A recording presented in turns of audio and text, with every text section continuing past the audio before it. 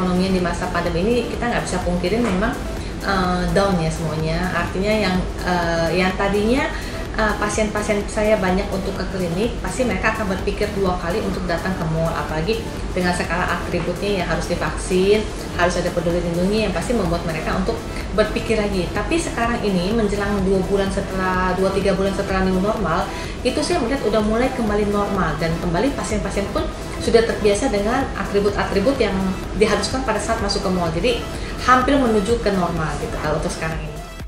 Langkah-langkah ke depan yang pasti klinik saya tetap harus up to date, perkembangan apa, teknologi apa yang sedang berkembang di saat tahun 2022. Dan yang kedua, fashion pun juga saya akan tetap up to date, fashion apa yang disukai peminatnya atau sedang tren apa sih fashion saat ini, saya tetap akan mengikuti perkembangan. Tahun 2022 masih tetap seperti tidak jauh dari tahun-tahun sebelumnya.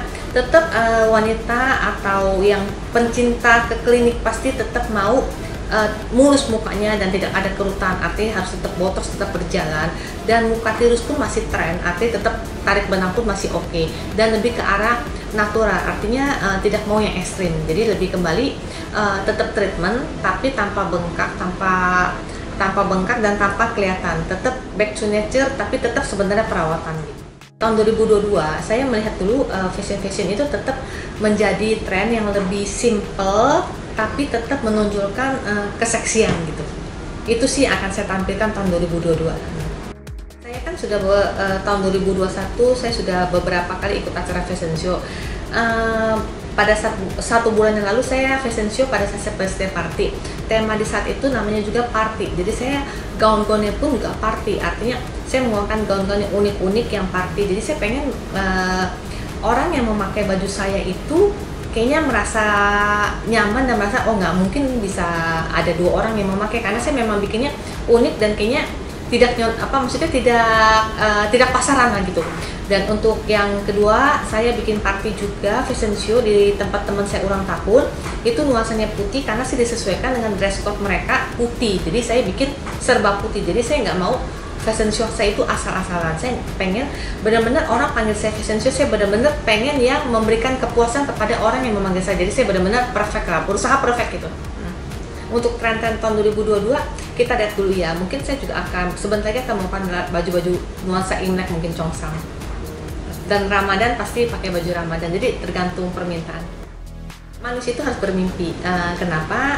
Kita harus punya impian. Bangun tidur pun kita harus punya mimpi. Karena mimpi itu yang membuat kita menjadi semangat. Mimpi itu membuat kita jadi memacu diri kita lagi untuk harus bisa menggapai mimpi. Sebenarnya mimpi ya masih banyak lah ya, mimpinya pengen ya yang pasti pengen lebih dikenal tentang klinik saya maupun usaha fashion saya, tentang Priscilla Yong. Oh ternyata sebagai pakar kecantikan dan fashion. Jadi maksudnya sebenarnya kecantikan dan fashion itu satu kesatuan ya, dengan muka yang mulus, badan yang langsing, dia memakai baju pun juga kan jadi lebih cantik. Jadi satu kesatuan dan membuat jadi lebih oke gitu. Untuk para wanita dimanapun berada, kiat sukses itu sebenarnya pertama itu harus dari diri kita sendiri. Jangan pernah putus asa, jangan pernah menyerah. Setiap usaha pasti ada tantangan, ada masalah. Itu yang seharusnya kamu berterima kasih dengan masalah yang datang kepada kamu.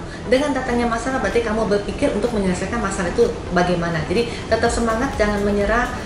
Capai impian kamu, apa yang kamu inginkan itu yang kamu harus lakukan. Dan satu lagi pesan saya, ikuti passion kamu. Kamu suka apa, itu yang kamu harus lakukan. Kamu suka kuliner, jalankan. Kamu suka fashion, suka kecantikan, lakukan. Jadi sesuai dengan passion, jangan ikut-ikutan orang.